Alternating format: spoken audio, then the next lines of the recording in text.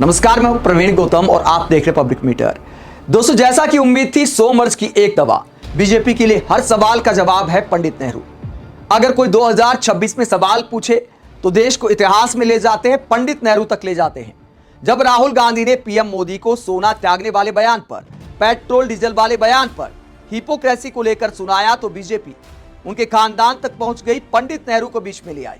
पंडित नेहरू का वीडियो दिखाते हुए बीजेपी ने क्या लॉजिक दी, उसका विश्लेषण करेंगे कि आखिरकार ये लॉजिक बचकाना क्यों है, दोनों बातों की तुलना क्यों नहीं हो सकती, लॉजिक के साथ आपको बताएंगे। पहले बात करते हैं कि पीएम मोदी के बयान को लेकर किस तरह का रिएक्शन सामने आ रहा है और बयान के बाद पीएम मोदी ने क्या किया कि विपक्षी नेता भड़क गए हैं, सवाल करे कि भैया हिपोक्रेसी की कोई सीमा होती है या नहीं होती है।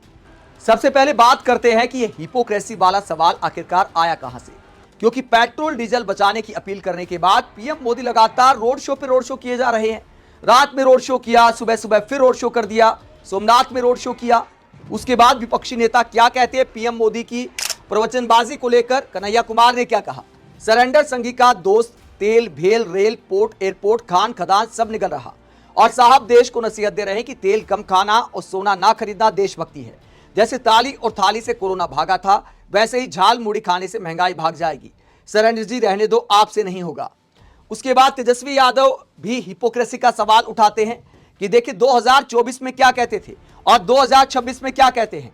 क्या दिखाया है तेजस्वी यादव ने ये पोस्ट करते हुए। तेजस्वी यादव ने कहा कि विपक्षी आपका मंगलसूत्र छीन लेंगे 2024 लोकसभा चुनाव में। मोदी जी, आप सोना खरीदना बंद करो 2026 में। मोदी जी, प्रधानमंत्री जी के सच झूठ का वक्त हिसाब कर रहा है, कितने दिन तक देशवासियों को गुमराह करते रहेंगे साहब। और क्या सुनाया है तेजस्वी यादव ने, जरा सुनिए। उसका मंगलसूत्र इतना ही नहीं, आगे क्या कहा है, ये जो गोल्ड है बहनों का और जो संपत्ति है, ये सबको समान रूप से वितरित कर दी जाएगी। मेरी माता और बहनों की जिंदगी में सोना वो सिर्फ शो करने के लिए नहीं होता है, उसके स्वाभिमान से जुड़ा हुआ है। उसका मंगलसूत्र वो एक सोने का कीमत का मुद्दा नहीं है, उसके जीवन के सपनों से जुड़ा हुआ है। तुम उसे छीनने की बात कर रहे हो अपने मैनिफेस्टो में।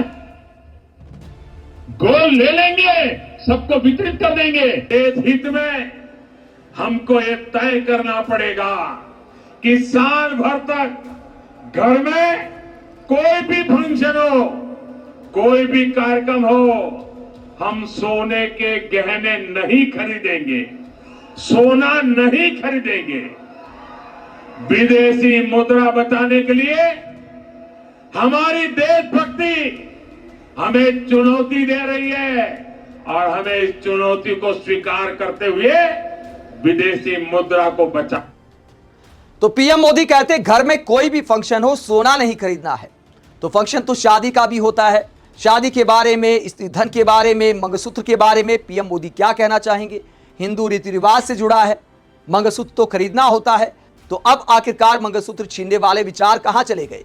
अब इसी हिपोक्रेसी को तेजस्वी यादव ने एक्सपोज किया है। महुआ मोइत्रा क्या कहती हैं, उन्होंने जो इंग्लिश में लिखा है उसका हिंदी अनुवाद आपको बता देते हैं कि महुआ मोइत्रा ने आखिरकार कहा क्या।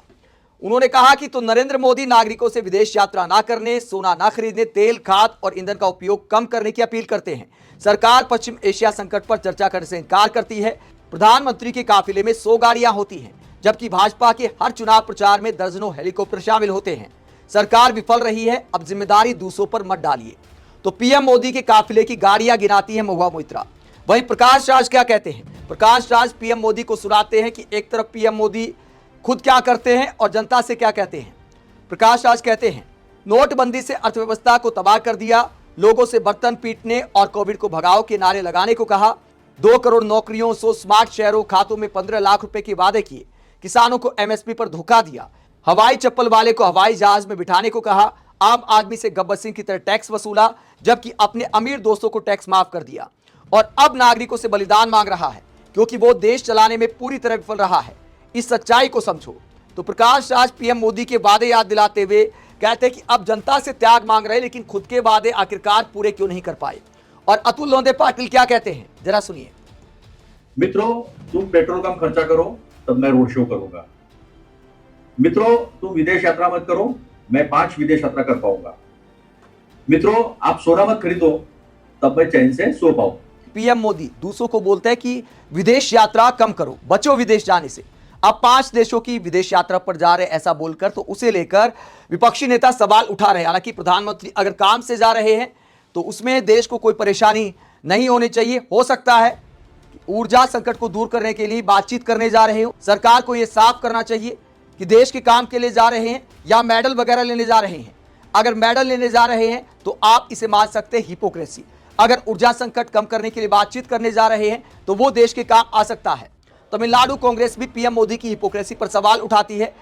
जब सोमनाथ गुजरात में पीएम मोदी के रोड शो की तस्वीरें सामने आई तो तमिलनाडु कांग्रेस कमेटी ने यह पोस्ट करते हुए कहा कि dear Narendra Modi ji, petrol waste मत करो, आपने ही कहा था।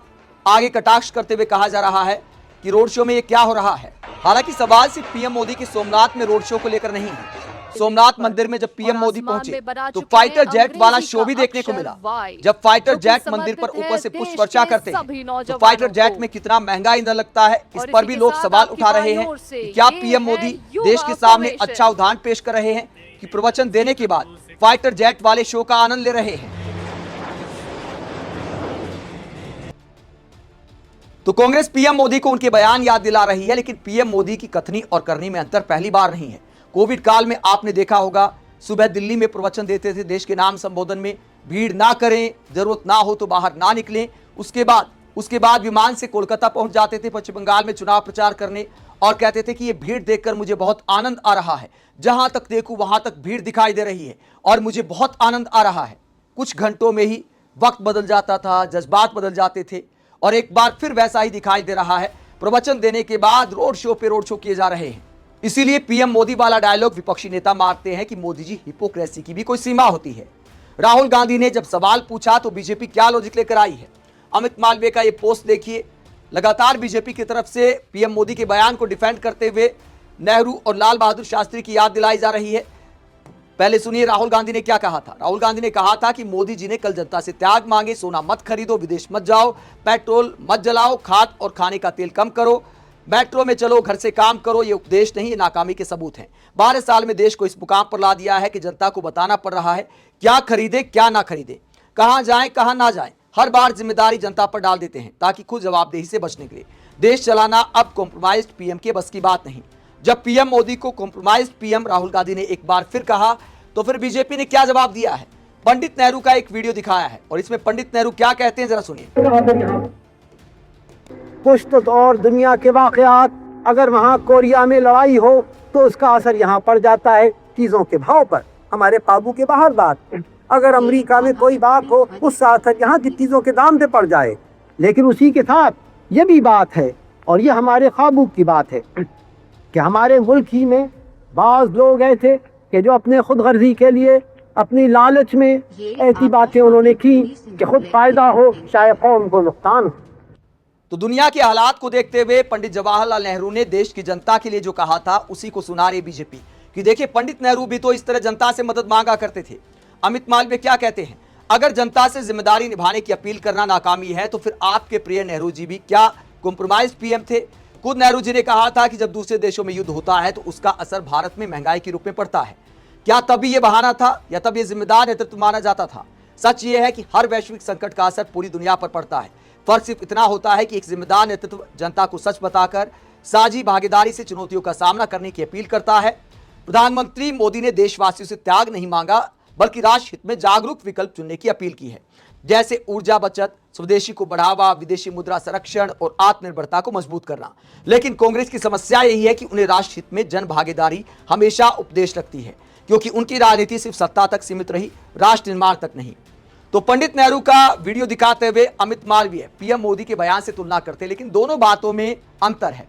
अंतर यह है कि चाहे पंडित नेहरू हो चाहे लाल बहादुर शास्त्री हो, जब देश के नाम कोई अपील करते थे तो खुद भी उसका पालन करते थे, एक एग्जाम्पल सेट करते थे। ऐसा नहीं कि जो बोला वो खुद पर लागू नहीं होता। तो पहले के प्रधानमंत्री इस तरह पीएम मोदी की तरह हिपोक्रेसी नहीं दिखाते थे कि खुद रोड शो पे रोड शो किए जा रहे हैं, बड़ी बड़ी रैलियां कर रहे हैं और फिर देश को प्रवचन दे रहे हैं। तो ऐसी हिपोक्रेसी पहले के प्रधानमंत्रियों में दिखाई नहीं देती थी। आप इस पूरे मुद्दे पर क्या सोचते हैं? बीजेपी ने जो लॉजिक दिया पंडित नेहरू वाला, क्या वो यहां पर लागू होता है? जबकि पीएम मोदी खुद अपने प्रवचन पर खरे नहीं उतरते, खुद अपने जीवन में उन बातों को नहीं उतारते जो उम्मीद वो देश से करते हैं। आप क्या सोचते हैं? कमेंट बॉक्स में अपनी राय जरूर दें, साथ ही चैनल को सब्सक्राइब भी करें। नमस्कार।